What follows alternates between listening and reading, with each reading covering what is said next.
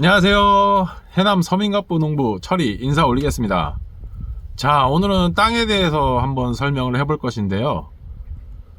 그 작물을 얼마나 수확량도 많고 좋게 키울 수 있느냐, 이것은 이제 땅이 절반 이상을 차지한다고 저는 생각을 합니다.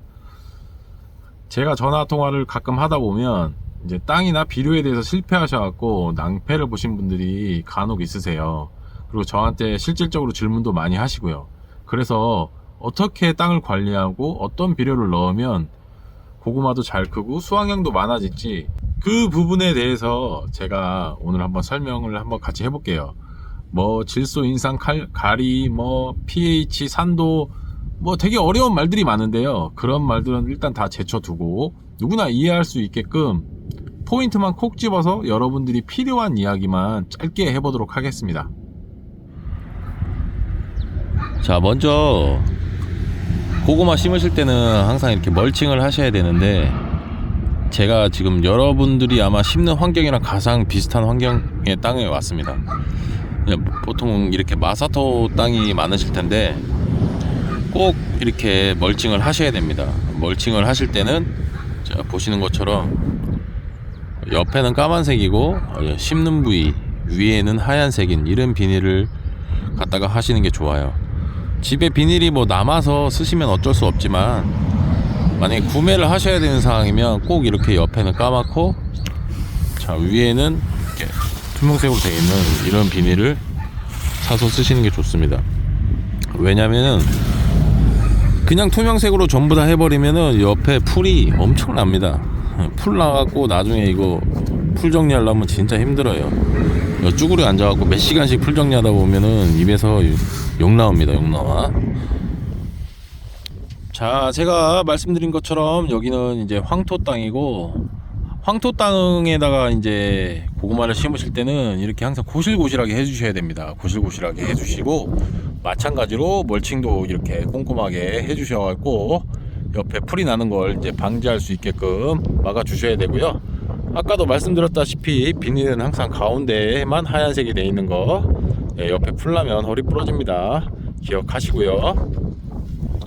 자, 먼저 이제 땅에 대해서 한번 제가 이야기할 건데요. 땅엔 보통 우리나라에 세 가지가 있죠. 황토, 뒤에 보시는 것처럼 황토가 있고, 그 다음 마사토, 그 다음으로는 이제 약간 시꺼먼 땅들 있어요. 퇴비들이 많이 축적돼 갖고 되게 걸고 좋은 땅이라고들 하는데, 이 시꺼먼 땅 세 개가 있는데, 먼저 첫 번째로 이 시꺼먼 땅에는 웬만하면은 고구마를 안 심는 게 좋습니다. 예.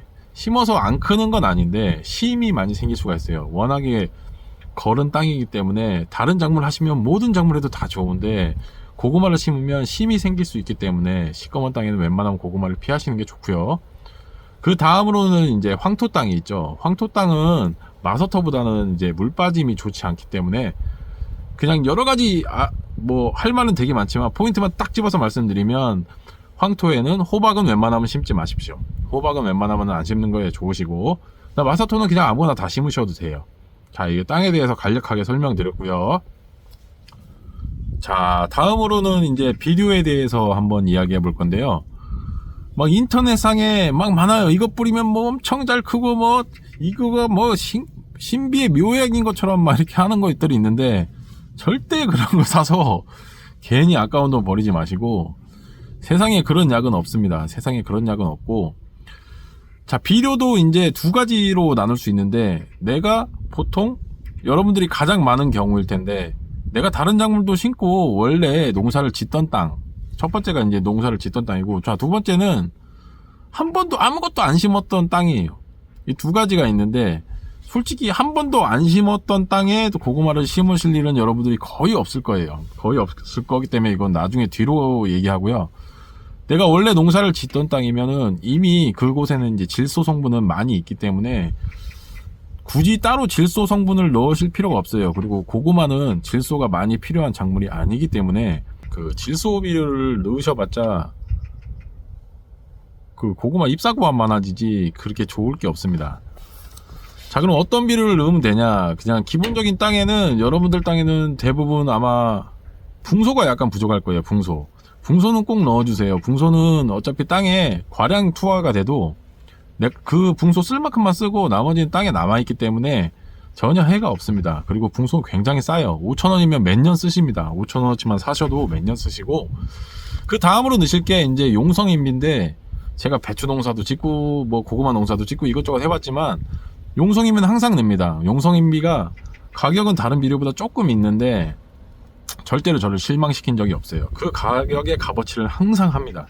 그렇기 때문에 용성인비를 꼭 넣으셔야 돼요. 용성인비에는 인산도 있고 이제 부황작물에 필요한 망간도 들어있고 미량 요소들이 골고루 잘 들어있기 때문에 상당히 이제 작물이 크는데 확실히 달라요. 넣은 거랑 안 넣은 거랑 확실히 다릅니다. 용성인비 양은 보통 마지기당 한 포대, 200평에 한 포대 정도 생각하시면 될 것 같습니다. 그렇게 넣으시면 되고요. 붕소는 따로 한 5,000원 밖에 안 하니까 사갖고 따로 넣으시면 됩니다. 근데 굳이 용성인비를 안 넣으시고 다른 거 작물 하실 때 비료를 많이 넣으셨다면 붕소만 뿌리고 다른 건 아무것도 안 하셔도 됩니다.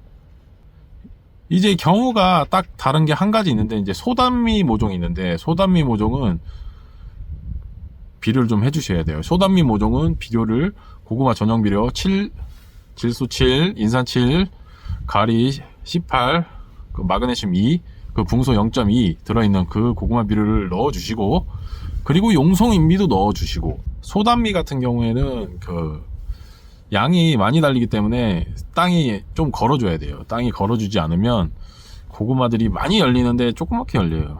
그렇기 때문에 소단미는 다른 고구마보다는 살짝 걸게 비료를 해준다. 그것만 기억하시면 되고요.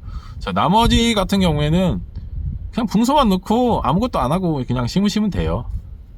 자, 그리고 이제 제가 꿀팁을 하나 드리자면, 여러분들이 이제 사시는 지역에 농업기술센터가 있으시면 그곳에 가면 이제 미생물 배양관이 있을 겁니다. 자, 그곳에 가면 공짜로 미생물을 줍니다.